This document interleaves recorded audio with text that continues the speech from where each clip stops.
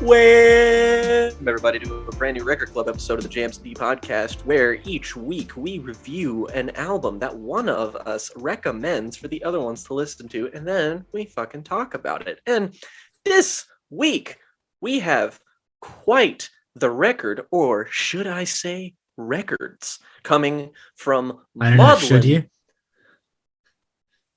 Maudlin of the Well. The precedent to K.O. Dot, whose most recent album we have covered on this, but we are talking about the point zero of K.O. Dot, which is the previous project that some of the band members were involved in, which is Maudlin of the Well's double album, 2 albums, but it's a double album, Bath and Leaving Your Body Map. Yes, Maudlin of the Well, originating in Massachusetts, avant-garde progressive metal act, have attained somewhat legendary status as this kind of like short-lived but massively cult-loved band within the fringes of the metal community, within fans of these particular brands of alternative metal. Then you will not have to go very far in those communities to find fans of Maudlin of the Well. And, you know, it's interesting that this record has become this kind of cult thing that it is. And this band is held in this kind of esteem as these kind of like perennially early 2000s avant progressive metal band. Because as you say, Jake, most of the members of this band reformed to K.O. Dot as soon as this record essentially was finished. And that is still an active and quite reasonably prolific project. But nevertheless, Maudlin of the Well, despite the fact that it is essentially the kind of genesis of the project that we now know as K.O. Dot, does feel like it has a distinct identity. Even from the earliest K.O. Dot records, there is a mystique and certain qualities to this particular project that I think make it attractive and mysterious, and that will help it to kind of reveal itself to you. The more invested you are in it, the more time and attention and the more of yourself essentially that you give to it. It's a really fascinating project that has slowly wormed its way into the kind of front and center part of my music loving brain, from listening to it, discovering it and listening to it in April, May of last year and thinking, this is pretty freaking good, to just eventually coming back to it more and more and kind of being seduced by its gorgeous compositions and just generally kind of beguiling sensibilities that it has.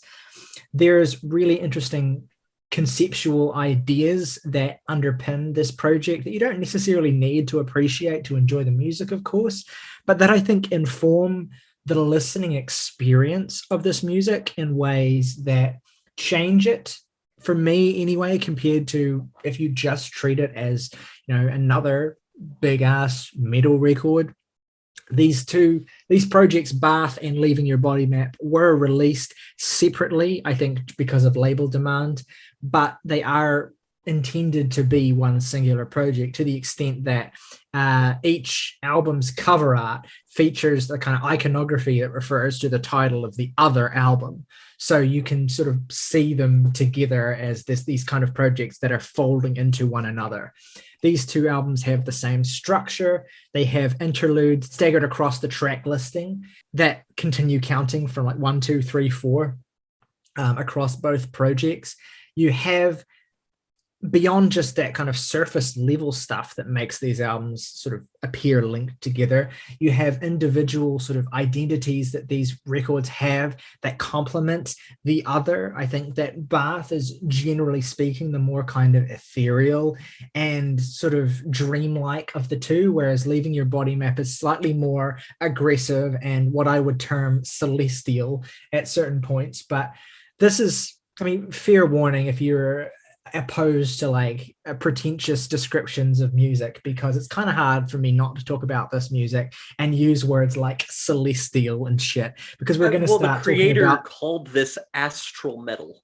Well, yeah, which is frankly just too cool for me to call pretentious. No, exactly. And kind of crucial as well, because essentially the fundamental core concept of this record is the idea of astral projection, the idea of leaving the body, and the idea of exploring the astral plane, the compositional, and I can already see eyes glazing over through the computer screen, but the idea of the way that this was composed, if you ask the kind of chief compositional artists in this project, those being Toby Driver and Jason Byron, alongside guitarist Greg Massey and a number of other members of this band that will get their shout out in due time. The way this music was composed and the way that these lyrics were kind of put together is actually quite fascinating. A good place to start is actually with the interludes across these two albums, because while at first they might seem like, they might still to you seem like slighter sort of pieces that bridge the more substantive and complex metal arrangements that are staggered across this project, the interludes are actually kind of at the core of what the project is compositionally and how it was made, which is to say that Toby Driver, by his own words at least, composed these interludes while dreaming, while lucid dreaming. And in fact, a lot of the music and inspiration and subject matter of this record is stuff that Toby and Jason will tell you was accessed via visitations to the astral plane through the medium of lucid dreaming. The astral library, to be more specific. The astral library, thank you, yes. God damn, does it sound like it too. Well, yeah. And I say this as someone who has never, to my knowledge, visited the astral library. It's a real phenomenon that people have reported experiencing, and at least like psychologically, at least it's very real. Whether or not it's metaphysically real, that's a whole different question. But when you listen to this record, you do kind of get a sense of, and I don't know how to communicate this in any other way except to say that music that's kind of channeled from some place that feels divine. And I get how that sounds. I really do. I get that that sounds kind of ridiculous. This is fundamentally music that is made by people who picked up their instruments and composed a metal album like any fucking normal human being does who's in a band. But it feels like, and by the admission... being, that's debatable. Well, there we go. It feels like, and by the admission of this band's leaders, it does feel like I'm inclined to agree that in composing, it was necessary for them to compose this record, for them to be able to access something that they're not able to access in typical conscious state of wakefulness. And apparently the fourth interlude across this album was completely composed while lucid dreaming. Again, I guess you kind of have to take his word for it on that, but I'm inclined to do so. I'm entranced. I'm on board. The point is, the music sounds amazing. The music sounds gorgeous. The music has these, again, sort of celestial qualities. And what I mean by that is it has these kind of fiery, burning, but also like deeply spacious and wide-reaching and kind of gorgeously colorful qualities that you associate with like the world beyond our everyday lives. It has these sorts of qualities that make you feel like you're experiencing or being taken to some kind of place, whether real or metaphysical, that is totally different from the world that you're in. And what I mean by that is that every time I put this album on, I often do it in the dark. I often do it lying down. And I swear to you, I'm not in this room. I'm not in the room when I'm listening to this album. It just, and I know that physically I am. I'm not trying to say that, guys, I'm literally teleporting. That's not what I'm saying. I listen to this. I've seen that Bobby Hill picture.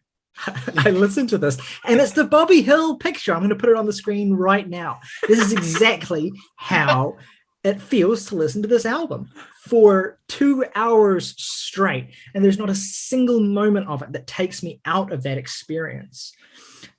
Yeah, I mean, that's as broad of an overview as I can give without kind of getting a little bit more specific. But I think a good way to kind of lead this off would be for each of the four of us to sort of talk about general feelings about this project and general impressions upon encountering it. It's kind of impossible for me to organize my thoughts on this album. It's one I've been pretty decently familiar with for, I guess, yeah, a couple years at this point. And I still haven't made up my mind on what I love the most about it. Is like the air of mystery that surrounds the entire album, even to the point where there's an actual puzzle that the band members made for fans to solve, and no one's ever really truly solved it yet. Or is it like, do I like the fact that I think this is maybe the best sounding album ever? The most. I think every instrument sounds incredible, and the growls and singing just is mixed in so perfectly.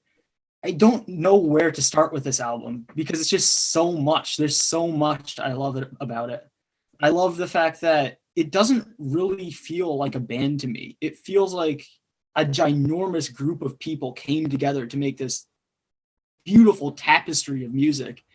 It is a metal album, but like, it doesn't really feel like a metal album to me. It explores so much over the course of it that it just, even giving it a genre just feels wrong to me. I think probably the best way to approach this album and get a sense of what it is just to start with the first track, which is this hauntingly beautiful song that it doesn't really sound like everything on the album, but it does create the atmosphere of mystery that is present throughout everything.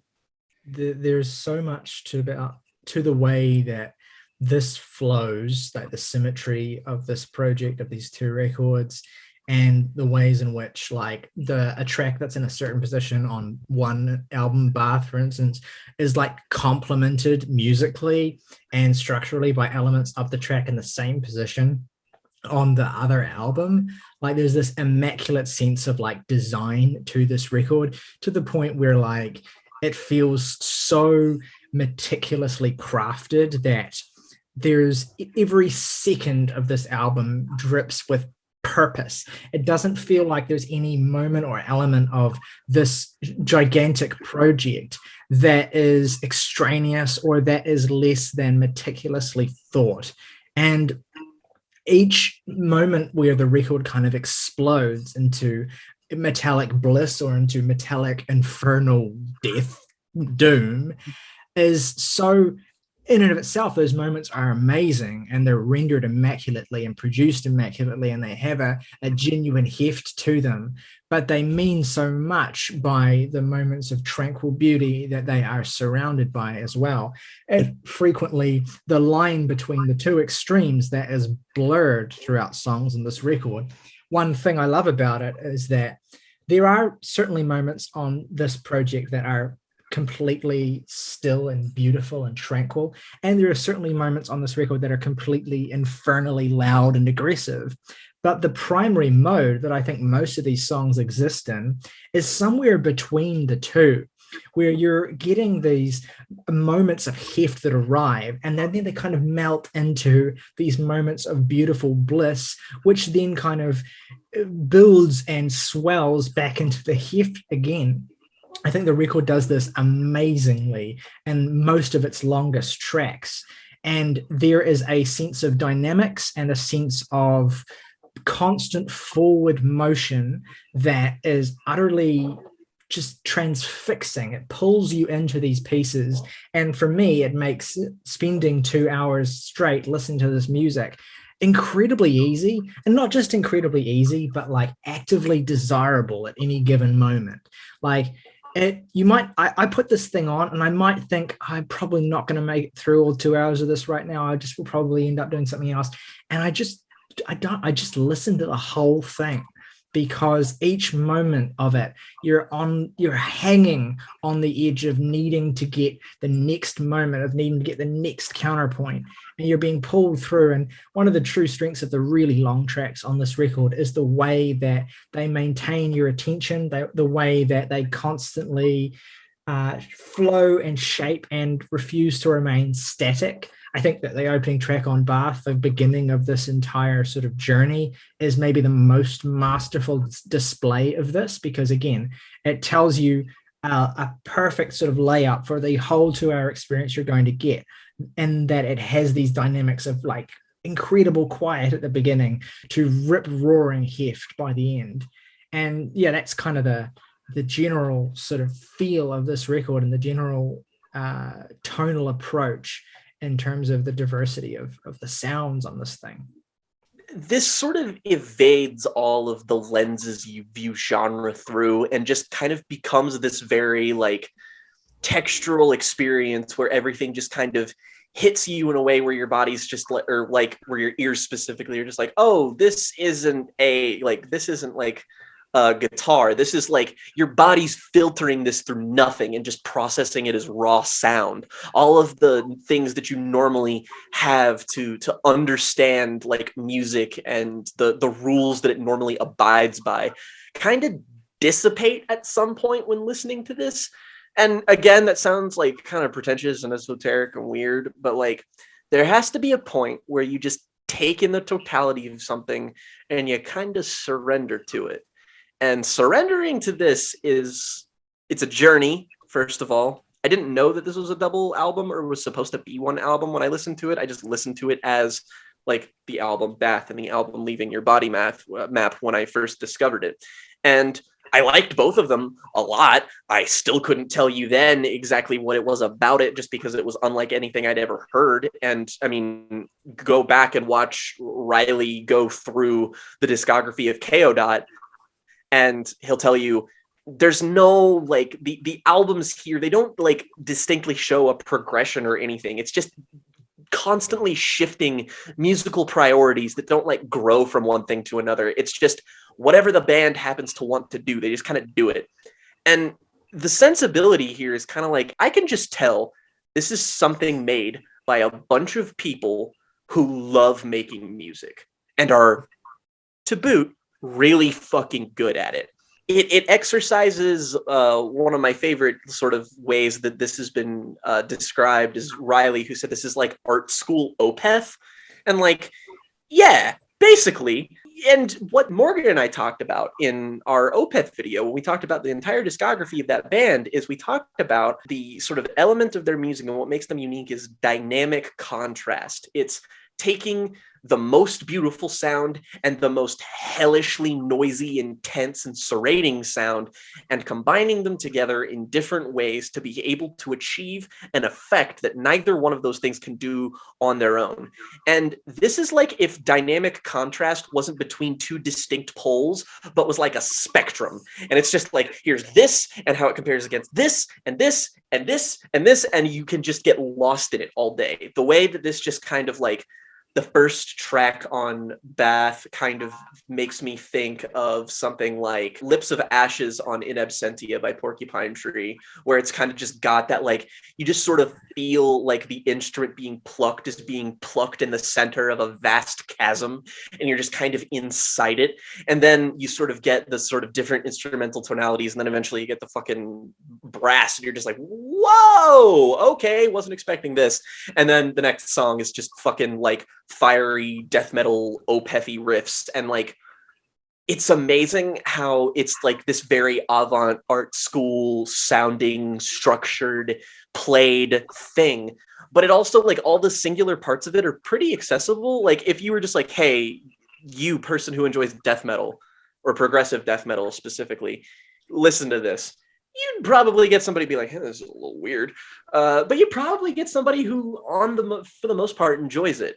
You don't get something that's really distinct like Opeth doing like their very dark folk kind of instrumental thing. Like you do kind of get moments here where the sort of everything slows down a lot, becomes really ethereal. I remember when I first listened to this, my preferred album was Bath. And if I had to say which one was my preferred side, that would probably be it, just because I love again, that kind of shifting intensities of going back and forth. But I just love how you're able to kind of linger in a lot of the density here. The atmosphere is really why this album works for me the way that it does. And combining it together makes this a 2-hour listen that, like, yeah, I get it. This is an avant, impenetrable, progressive, very difficult to pin down thing.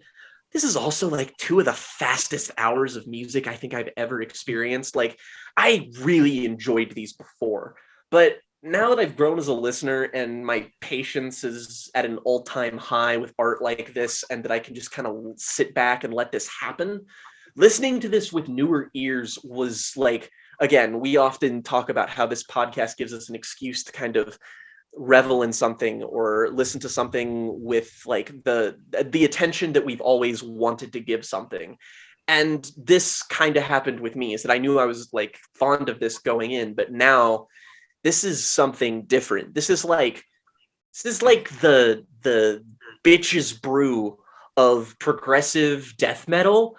Like it becomes this pure exercise in sound and texture that it's unlike anything I've ever heard, even from this band, and it is just the fucking best. I can't get enough of this. I think that like if it like there aren't really issues I have with the album. It's more or less that it's just like stuff like the interludes or whatever. That's not stuff that's going to work for you if you listen to them in isolation. This is a holistic thing. This is, you have to put this all together. That's why listening to them as two separate albums probably held me at a bit of a distance, because the totality of this needs to be a bit appreciated. I also just think the structure of it, it feels, if you just take the structure of each album, it doesn't quite work as well as when you put them together. When you have them on their own, they sort of each start and end at different places. And in a singular experience, it feels a bit too linear. Whereas here, everything feels a bit more up in the air. And I get that that might not be why, like, that might be what holds them at a distance, but I like how fully this commits to what it's doing, just because I like when you're being like Astral metal or whatever the fuck this wants to be, you got to go whole hog or not at all. You need commitment. If you do something like this, you make it a 2-hour dense, dark prog epic thing, or you don't do it at all, because you're going to fail to achieve what you want here. I want to feel like I am, you know, floating through the cosmos and seeing all of existence. And by the time I get to about the middle of the first album, that's about where I'm at. But also there's like a galactic like storm of cosmic debris that's like swallowing you, and it's just like it's like it feels like there's a visualizer that comes in my brain when I listen to this shit, and it sounds stupid. All this sounds dumb, but like, just hit a joint and listen to this shit, because I promise you, I'm not exaggerating. I'll speak on this aspect for a second, because I first heard this album yesterday, and you all have had it in your lives for some time, and I seem to be, at least as far as the first handful of impressions go, more lukewarm on it than you all. That just means I think it's dope as hell, and not like seeing the stars through my fucking bedroom ceiling while listening to it. What I will say is, as a critic, as someone who's just analyzing something in some way, you should try to approach everything on its own terms. And this double album's terms are visualizers in your head and fucking tripping balls through the cosmos. The comparison I thought of while really trying to nail down how to describe this was Talk Talk's Spirit of Eden, which I think is a definite precedent here for a lot of the dynamics of this record, a lot of the way that this album uses space, a lot of the way that this album, though giving the impression of something much more labored and meticulously constructed than Spirit, which itself is more labored and meticulously constructed than you might think. It has this sense of constant sort of forward motion through these incredibly sort of spacious landscapes, where both the gentlest of textures and the most explosive and violent of textures can equally be used to kind of induce the mind into this sort of heavenly celestial experience where essentially forget about space. The point is that this is music made by channeling experiences of escaping your own body, and it's music made to channel experiences of escaping your own body. It is music that is intended to allow you to escape your form for a little while. And there's this trajectory to the tone and the pacing of the album that I think reflects this. And that the first half, to me, Bath, is this languid and really sort of beautiful. Like, again, that title is quite evocative. It feels like being layered into a sensory deprivation tank where suddenly you're kind of floating and gravity has sort of stopped having some kind of control on you, and you are less bound to the form that you're in while you're listening to it. It induces that state. And that's what's the beauty of Bath, is that it is music that I believe to be made deliberately to induce that kind of formless state in terms of your conscious existence. And then leaving your body map as a counter is crucial because Bath induces that state, and then leaving your body map as like a glorious soundtrack to exploring this new space that you get to exist in. It is the heavier of the two, for sure. And I think part of that is in the sense that while Bath is intended to induce this state of kind of transcendence, leaving your body map is about the glory of existing in that suspended transcendent state where you're no longer bound to your body, where you're no longer bound to the gravity of the earth, where you can essentially see these great nebula in the sky and you can kind of float through all of that, and you can access this astral library where essentially, you know, all of art and all of expression is housed and can be accessed. And so what's so important about these two albums being together is that if you're to treat this as a musical representation of that experience, you need to have both the transcending the body and you need to have both the exploration beyond the body. And that to me is what, I know how I'm sounding, but that to me is what the flow of this record induces, is that it allows you to feel some kind of physiological change as you sink into it, and then it allows you to just become something so much greater and grander and huger and less bound than you were initially. And I think part of that, like if its goal is to induce that experience, which I believe from what I've read based on things that Toby and Jason have said, I believe that is the goal. You understand then why the record needs to be as long as it is. You understand then why the record is formed and constructed the way that it is. And that to me is what's so beautiful about this experience. And it, of course, is reflected in the lyricism itself, which is often esoteric. You have songs on these records like The Ferryman on Bath, which feels like it's kind of evoking a journey through hell. You have like evocations of the river Styx in Greek myth, and there is church organ. The church organ is super. It sounds like it's being played at the top of Mount Olympus. Yeah, the sound waves are being shot out of a cloud. And at the end of the song, you have like these kind of wailing, sort of like moaning, sort of vocals that kind of feel like you're hearing like dispossessed souls. And so, like, yeah, while I talk about transcendence and all of this kind of stuff, there's moments of this record that are genuinely terrifying as well. Like, and that's part of this incredible journey that the album takes you on. Okay, first, just to get away from like the lofty talking, just because that's the easiest way we can do that, is because we're all a bunch of like literate nerds who like big words and big music, so it just kind of fits together.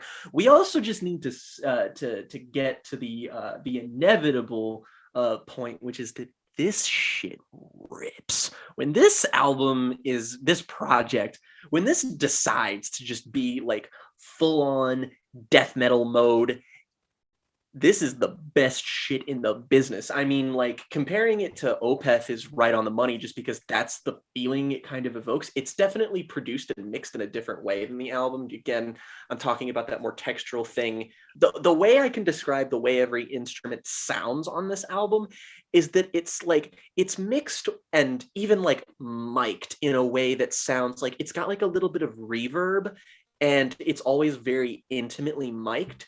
So whenever these instruments play, they sound like they're instruments occupying a particular space. You know, like that you're hearing them from within a specific room or building or something, that start to, when they kind of clash and move together, feel like they're evoking something that you can see. Your mind just kind of puts together what these spaces are, and there'll be interesting like ambient moments where it comes in. There's like these, you know, water sloshing, you know, you kind of get this feeling of like wading through something.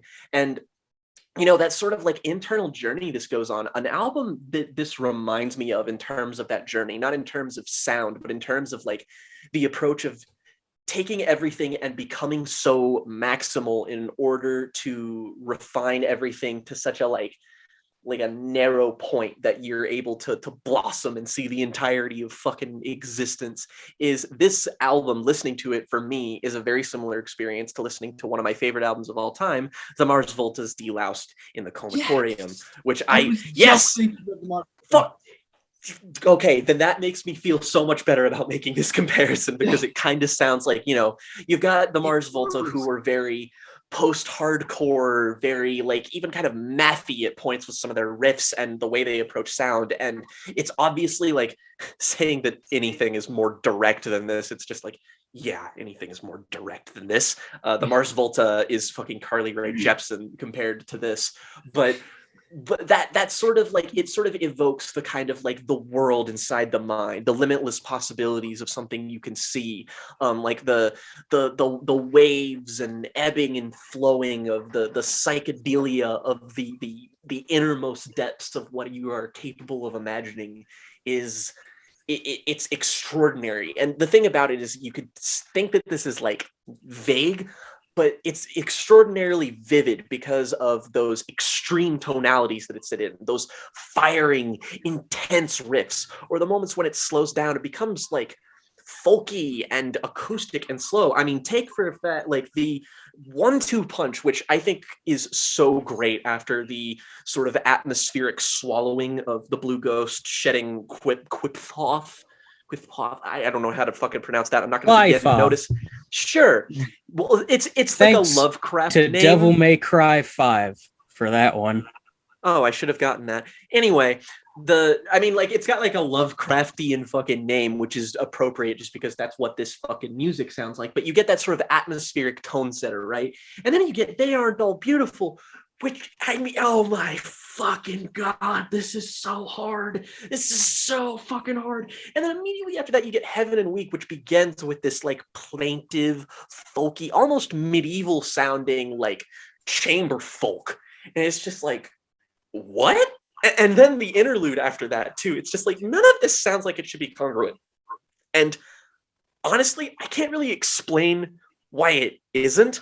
But it's really in that all of these different parts, all these different genres, all these different instruments, they are applied, they are mixed, they are presented with the same level of intimacy and simultaneous expansiveness, so that it's both incredibly direct, but the feeling it creates in you feels like it's bigger than your body can contain. So the more you listen to it, the more you can kind of understand and harness it. But at the same time, I feel like listening to this, like I could only listen to this in its entirety twice to prepare for this episode, but each time it was like a completely new emotional experience, which is the real reason I love this album, is because it's incredibly emotionally vivid. And for something that's so expansive and something so broad in terms of music and sound, you could fear yourself of getting lost in it. That's a complaint I often see about stuff like Swans, where it often becomes so big and so large and so diverse that you kind of just find yourself adrift in it and you don't have much to latch onto. And I kind of understand that, even though I'm a big Swans fan. And here it's again the emotion of all of the playing. It's so refined, again, in a way that reminds me of something like this is an incredibly similar experience that I have when I listen to the combined double album of Opeth's Deliverance and Damnation. It's obviously more scattered and weirder, and I can, grasp it a little less, but the exploration in contrast and the exploration in the kind of folds of facets in the way that this is so incredibly tuned to evoke a specific feeling in you. It's sort of like I get the impression that I feel a very specific way about a specific song or a specific melody or a passage of lyrics, but somebody else listening to it could have a completely fucking different interpretation, meaning that is just as like vivid and potent to them as it is me, even though we could come away being like, this makes me incredibly fucking sad, or this makes me incredibly fucking hopeful. This is one of the best usages of that kind of dynamic that I've ever seen in music. At this point, I think it would be good to let's talk about these two records separately, and we've kind of talked about the holistic nature of them anyway, and let's, for the sake of being able to highlight individual moments and tracks and things that we love or things that we take away from these projects, let's zero in on Bath then. What are some of the things about this record that really stand out for you guys, particularly Morgan and April, because you guys haven't spoken as much on this record yet? What are the immediate things that grab you about this particular album? The first track on here is my favorite on this half, and probably my favorite on the whole album.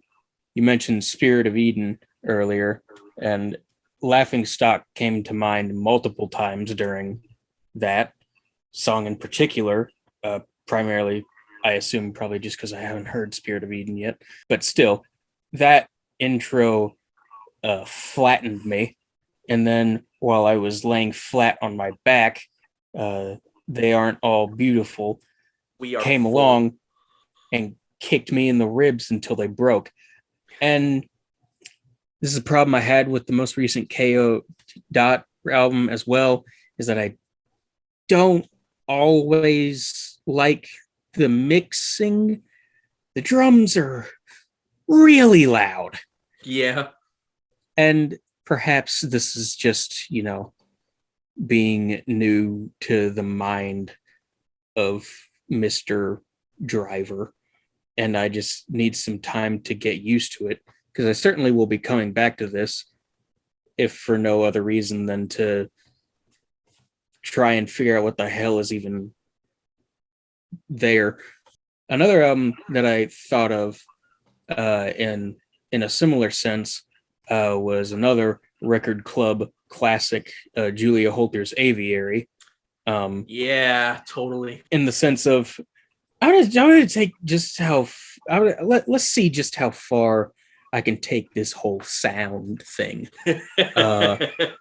There's about exactly two songs that I really want to highlight on Bath, though. The first being the already mentioned second track, They Aren't All Beautiful, which, spoiler alert, ranks very highly in my favorite tracks of this album. I have had the opening riff of that song stuck in my head since we started recording the podcast. It is insane. And strapping young lad-esque, frankly. Yeah, actually, which gets even cooler because about halfway through the song, they just start doing these screams that are absolutely piercing and devilish. I don't know how that sound came out of someone's mouth. Shout out Jason Byron, who does, I think most of, if not all of the kind of like death metal growled, like really dissonant vocals on this, and is also the songwriter of this project and of KO Dot as well. He writes the lyrics and stuff, and Toby does more of the musical side of things. But There are points where Jason is going like full kind of like death metal growls, and Toby will be sort of backing him up with some kind of like more sort of, I guess, eerie screams. Like Jason has this particular kind of like full-throated voice that's really, really good for that really ugly metallic stuff. Like it's quite interesting. I said Leaving Your Body Map is the heavier record overall, but I would argue that Bath has the heaviest moments, and none are heavier than They Aren't All Beautiful, which is like straight death metal for a good chunk of the runtime of the song. Choirs of demons.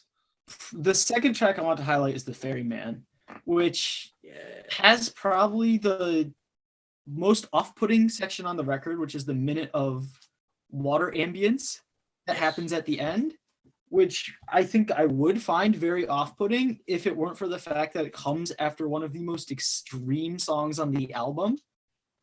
This song is fucking ruthless, and the fact that they put that water ambience at the end is, thank God, because you need a break after listening to this. I was listening in preparation for the podcast, and I was just like, holy fuck, I feel tired listening to this. It's insane. It's also a good excuse to shout out as well the recurring vocal presence of one Maria Stella Fontulakis, who is the female vocalist on some of the songs on this record. She doesn't appear a whole bunch, but when she does, she delivers these like incredibly operatic and sort of theatrical and incredibly powerful vocal performances. Again, not mixed as highly as some of the more aggressive parts of the music, but that almost gives them this particularly kind of spectral and haunting quality. They are really stunning on Ferryman, and this song has a recurring melodic motif, which is fantastic. That organ passage / part that decorates the entire song is incredible. The parts of the song where the guitars and the organ are kind of like harmonizing together around about 6 minutes in are unbelievable. And I think, April, to build on what you were saying as well, like that eerie sort of water splashing sounds and demonic cries at the end of the record, at the end of the song, do kind of like ease you out of this really intense soundscape without dropping the dread-inducing feeling of it.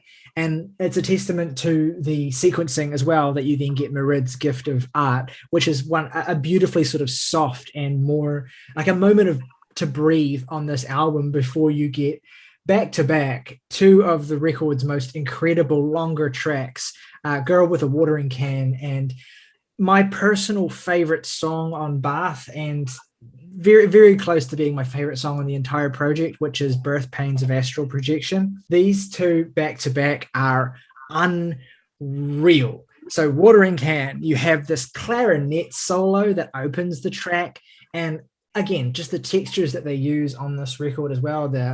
The horn and woodwind textures are super, super colorful. Again, this is where the Talk Spirit of Eden comp comes in, and even like Mark Hollis's solo album, I think of at points in some of the quieter moments here. But then you get it giving way to this kind of like lilting, dreamlike post-rock. You have these gorgeous sort of Mellotron-esque synths. Maria Stella Fontulakis is back on vocals here as well. The song just builds and gets more sort of aggressive and intense. And Birth Pains of Astral Projection, I can't describe to you what I experience when I'm listening to this track. Like, if this record as a whole is like the transcendental, body leaving experience of that the band are trying to create here, then for me, Birth Pains of Astral Projection is like the core part, the moment on the record where that really fully just like, there's heaps, like up until this point in the record, I've been fucking transcending, but here is where like, it's, Tool album art style, like fucking mind expanding stuff. And it's not even like remotely one of the heavier tracks here. In fact, it's gorgeously dreamlike. It has some really intense passages, but it has among the most measured and satisfying musical progressions and builds of any track on this entire project. It's gentle and gorgeous as it begins. And then there's just this moment where this kind of like doomy looping bass pattern just comes in and just completely changes the emotional tone of the song. And I just get shivers as soon as that happens every single time. And the song then kind of like iterates through this passage and gets darker, and you have these more sort of colorful and wailing guitars that come through, and you have an absolutely skin-crawling solo, walls of organ, until this entire piece just absolutely climaxes brilliantly by its conclusion. It is, I think, the longest song across this entire project, and it absolutely doesn't waste a single second of it. It's the perfect example of how impactful this band can be, but also how sophisticated they can be in terms of the way they arrange these longer pieces to continually keep you interested and give you something to grab onto, but also really pull the rug out from under you when they want to. It's an utterly staggering piece of music, in my opinion. Some of these guitar passages, man, just it's like a fucking jump scare. Like, that's another part of this album that's really like, you have to be like heightened and like anticipatory, or else it is going to fucking scare you at points, because you'll just be like, it'll be like this kind of like chambery folk part, and then all of a sudden it'll be like, boom, boom, boom, boom, boom. Yeah. And you're just like, whoa, fuck. Yeah, exactly. And then the record kind of leaves you in this more suspended but no less beautiful state with the last track of this first half, Geography, which is, again, guitar tones here, general like feel. This shit is utterly sublime. Like, to me, this is like a victory lap for this part of the record, where, because Birth Pains to me is arguably the climax of this first half, but Geography, in tandem with the second interlude as well, gives you this kind of breathing moment to breathe and kind of just soak in the majesty of where this album has taken you by this point. And then you get into Leaving Your Body Map, and this is where Maudlin of the Well kind of kick things up a notch, not just necessarily in terms of like heft and loudness and intensity, but in terms of like complexity, and in terms of like, holy, what the fuck am I listening to? With the first three songs on Leaving Your Body Map, which, I mean, extend it to the interlude 3, the first 4 songs on Leaving Your Body Map, my favorite kind of like consistent sequence of music across this entire project is that, like, I don't know how long it is, like probably like 25 minutes of music, maybe half an hour. And it's some of the most unfriendly and most sort of like just totally uncompromising music across this entire project. Stones of October's Sobbing in particular is like really sort of avant-garde at certain points. It has these sort of guitar tones and little sort of melodic refrains, and it's really dissonant, it's really ugly, it's really kind of difficult to wrap your head around. But once you kind of get onto the level of that dissonance, and you kind of like are more comfortable with it, and with it not being the kind of typical melodic resolutions you would expect or want from metal or progressive metal, then it becomes totally just completely transportative. You have these flutes that kind of echo and through it, that are sometimes pleasant, that are sometimes really shrill and ugly. You have just genuinely creepy sort of moments, and electronic textures and vocal passages. So much happening here that is so difficult to like fully comprehend, and I think is importantly placed here at the start of Leaving Your Body Map as maybe the most disorienting track on this entire project. Truly, you have been transcended from your form by Bath, and here you are, like, your fucking third eye is opening, and you're like thrown into this kind of abyss of space and of stars and of fires and of possibility. It's something to behold.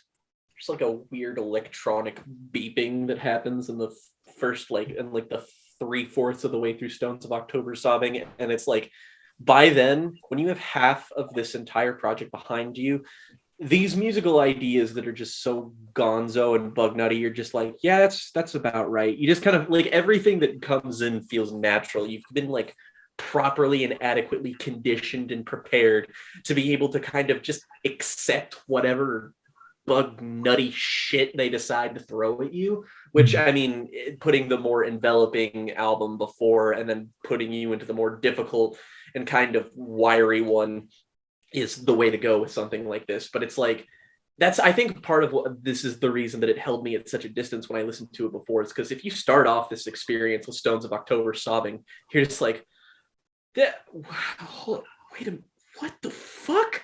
And it's so disorienting and so dizzying and so complex and weird, and you're just kind of like, I don't know what's happening.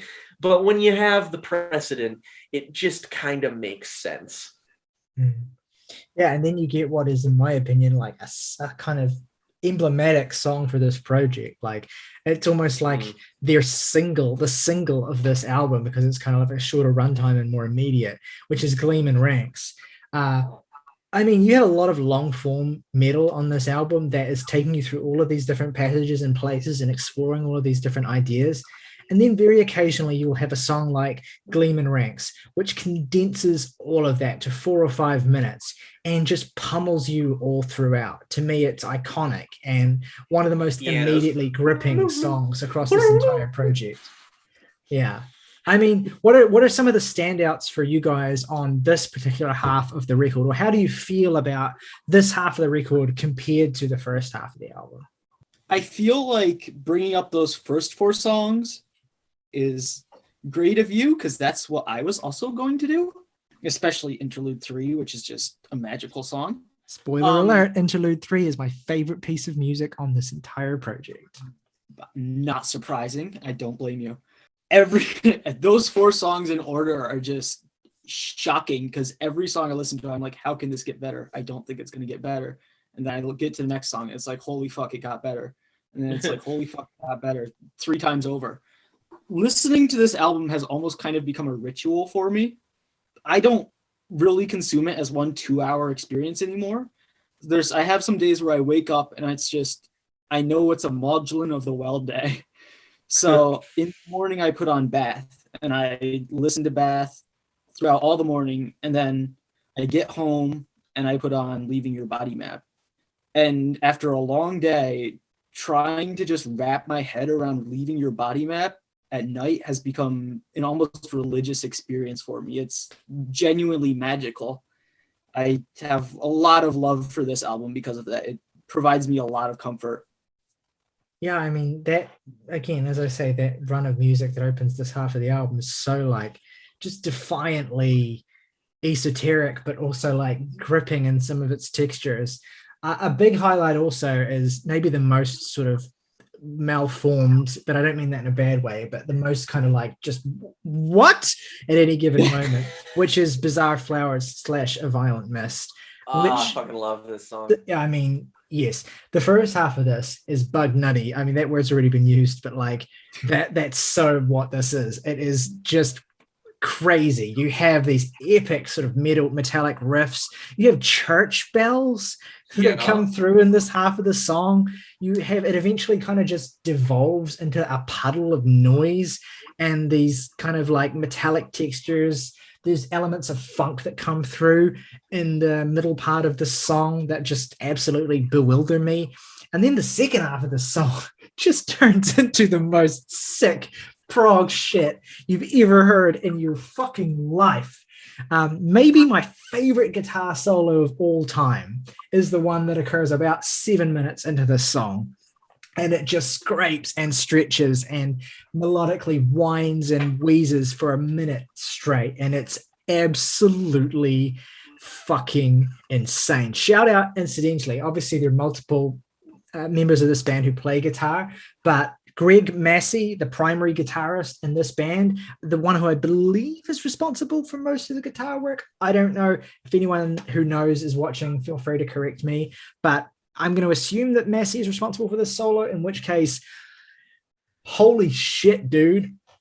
What kind of big brain bullshit are you on, my man? Like you must have gone to the fucking Astral library and you must have fucking like you must have just fucking read every motherfucking book in that Astral library, and you must have brought back all of that knowledge to lay it down into 1 minute of a guitar solo that just completely rearranges my DNA. This transes my gender, Mr. Well. It definitely does feel like a sort of doubling down on everything explored in the first half. That's really the only thing I can think of to separate it from its first half, because it really does feel like, it feels a bit like splitting Bitches Brew in half as a release. And it's so of one unit to me that the only thing I can think of to really differentiate it is just how much everything is kind of more on leaving your body map. And for that reason, and also because it's just further into the album, and by this point I'm fatigued, I find myself more drawn to Bath. I find it to be a bit more direct and sort of tangible for me, but I also see where like that indirectness and that intangibility is precisely the appeal. Absolutely. And for all this talk of manic insanity, like again, just as Bath has some of the record's most intense and heavy moments, despite generally being a bit more sort of moderate in terms of how it negotiates the sonic spectrum, if you like, Leaving Your Body Map also has some of the gentlest moments on this entire record, also has some of the most conventionally beautiful music here, and it's well strategically placed as well to give you a break from the insanity. Already mentioned and alluded to is Interlude 3, which I will double down on saying is my favorite piece of music here. Certainly the thing I've listened to the most. It is just an utterly gorgeous piece of music. The way it begins with the simple sort of acoustic guitar refrain that's then eventually joined by these sort of wheezing strings and little sort of tom drums or bongo drums that are hit with the hand, and these kind of flute parts that come in, clarinet, whatever, and it just swells, and it has this little melodic resolution to it that's so like fucking beautiful. It's hard for me not to get overwhelmed with emotion listening to it. And it feels like such a comfort after the storm of the things that immediately precede it. Likewise, another of the most beautiful moments on this record is the sort of centerpiece track of this album, which is Sleep is a Curse. A gorgeous showcase for the vocals of Toby Driver, and I think the sole track on this record that he wrote the lyrics for as opposed to Jason Byron. It is an utterly gorgeous little piece of minimal sort of folk music that has that kind of atmospheric sound of the rest of the album baked into it, and this gorgeous little swelling section at the end of the song where it kind of gets larger and more sort of assisted and less spare, and you kind of feel this hefty resolution to it without it ever getting like heavy. It's I can't tell you the emotions and the feelings that go through me when I listen to this song. If we're talking about favorite moments, I think this kind of segues into my favorite moment. Well, I mean, it's the second half of the record. I'm counting it, which is my favorite moment on this part, which is the final track, Secret Song, which is, I mean, the singularly most titanic piece of music on here that, like, it starts off sounding like, honest to God, it sounds like Death Heaven. And then it sort of like becomes something more traditionally proggy and kind of like death metal-y. And then it transitions into becoming like an acoustic thing. And then it does all three of those things at the same time for a little bit. And then some like horns come in after that. And you're just kind of like, whoa. And this kind of distant sounding, just absolutely shrill gets progressively louder and louder in the mix. You just kind of like, you just sort of hear them distantly and it's like, oh, and then they kind of gets like louder, but it still sounds more distant. It just gets louder and louder and louder and louder as it progresses. And it's just so unsettling when you have this kind of like, it develops into this bright kind of horn laden upbeat part in the middle. And then just distantly you've got, this is a good point at which to mention, because Secret Song is, I entirely agree, like an absolute standout of this project, but it actually wasn't released on the original album. Secret Song was released a few months after the two albums, which came out together on the same day, I think in August of 2001. And Secret Song came out 4 months later, and it was released as a clue to the puzzle of this album. They're buried deep within the sounds and lyrics of Secret Song are clues to the puzzle of this album. And I'm not going to go too in depth with the puzzle of this album, because if you want to learn about it and you want to see how it was potentially almost solved, then there's a fantastic YouTube video that I highly recommend. I'll make sure there's a link to it in the description of this video. Absolutely go and watch that once you've heard this record, because it's as good an explanation of this puzzle as any. But essentially what Secret Song does is it provides you with hints towards particular lyrics or ideas across the album, wherein a secret message can be found, which forms a poem about, which essentially, based on the information we have about it, is a nice, neat little encapsulation of the freedom and kind of liberation that comes with being freed from your form, with being freed from solely existing within a singular sort of traditional state. I mean, we recently watched / reviewed the new Matrix movie, and we all loved that film. And one of the things that obviously the Matrix movies have always been about is this idea of realizing and coming to experience a liberation through a new world of existence that's kind of been suppressed from you, or that you weren't kind of aware of for whatever reason. And I feel like Maudlin of the Well as a musical project, and this album as a whole, it's kind of got a similar sort of theme. It kind of has a similar sort of idea of escape and of the limitless potential of a human being, of a person, of the mind, essentially. And of, it's not necessarily about like accessing the astral fucking library and learning how to fucking travel the plane necessarily, but that's just one manifestation of the core sort of theme and idea of the album, which is that there's more possibility in you than you may realize. There is more to the world around you than you typically see when you just pay basic attention to what's happening. When you really look beyond what's right in front of you, whether that's literally or metaphorically in any given day or situation, you start to see more, and you start to be conscious of more. And I think that this whole record and this whole project is a testament to, and a desire to impart upon the listener, the imperative to be more conscious by essentially being less conscious. And it's a really sort of beautiful idea, or a really sort of beautiful way of seeing the world, or of learning to live more freely in a world that's kind of constantly imposing darkness and ugliness and shit in your face all of the time. I think maybe that's part of the reason why I've come to respond to this more and more and more, as, you know, the current situation of the world kind of goes on and on and on for longer and longer and longer. And the more and more I come back to this, the more and more it genuinely does feel like an escape in some way that's actually physiologically tangible for me. It's not just like, oh, I'm listening to beautiful music and I'm not thinking about the shit that's happening around me. It's both that I'm listening to music, less aware of the shit that's happening around me, but it's also that I'm being taken in some way within my head to some new place where I don't have to ignore any of that stuff, because it's not a part of my conscious experience anymore.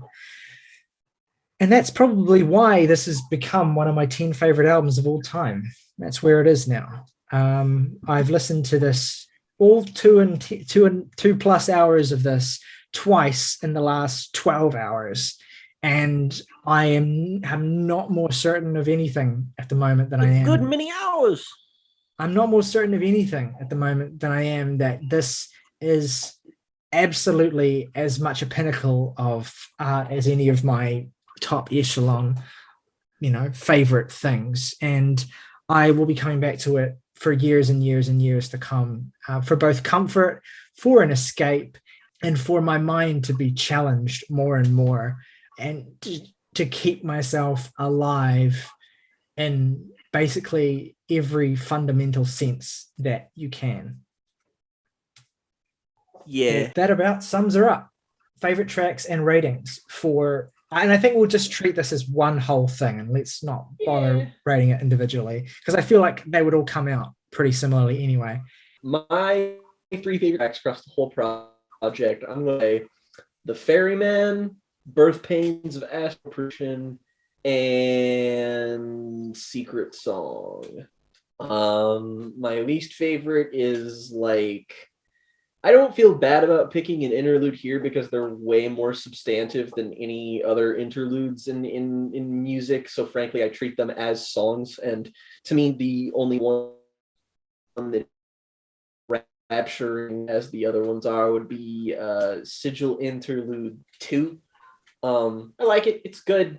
It ain't blowing my mind to nothing. I like it a fair deal, but overall, the project as a whole, it's this is sort of a preparatory rating, I think, just because I need to listen to this more, but at the same time, it's a lot of time to devote to this, but I want to because I do love it.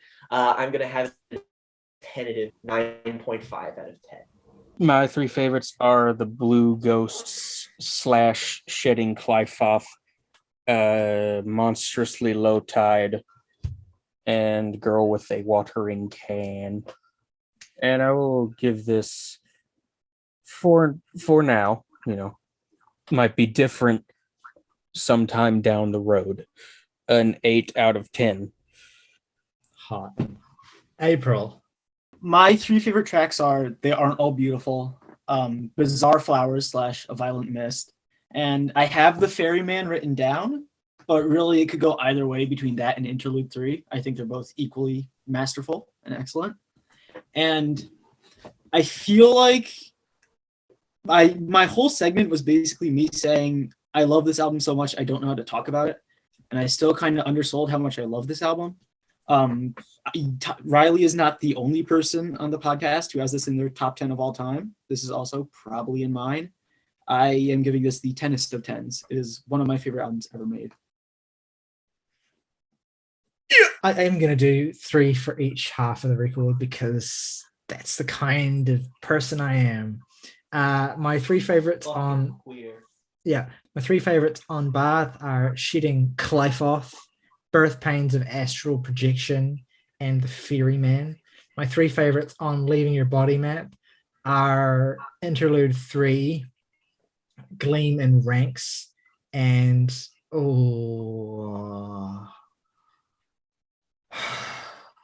Stones of October Sobbing. And Secret Song is also in there. Yeah, it's in there too. Least favorite track is and it gets a 10 from me, and that gives it an average of 9.4. Let us know what you think of Maudlin of the Well, of this project. Is it your favorite project that Maudlin / KO have done? How do you feel about it overall? What are your more specific thoughts? Any reaction that you have, any thoughts that you have on anything that we've said or anything that you feel about this project, please let us know in the comments below. We love getting your comments. We love seeing every single one of them. And if you want to chuck a decent comment in there and talk about your interpretations or whatever, we'll be sure to read and reply to it too. If you enjoyed the video, please consider giving it a like. If you like what we do and you're not already subscribed to the channel, please consider doing that also. If you want to go the extra mile and support us for just a very small fee of $1 per month, you can hit the join button and get entitled to perks such as priority replies in our comments and getting your name featured in every single video we put on this channel. And that is about it. As always, folks, rock over London, rock on Chicago, PlayStation, live in your world, play in ours. That's sus.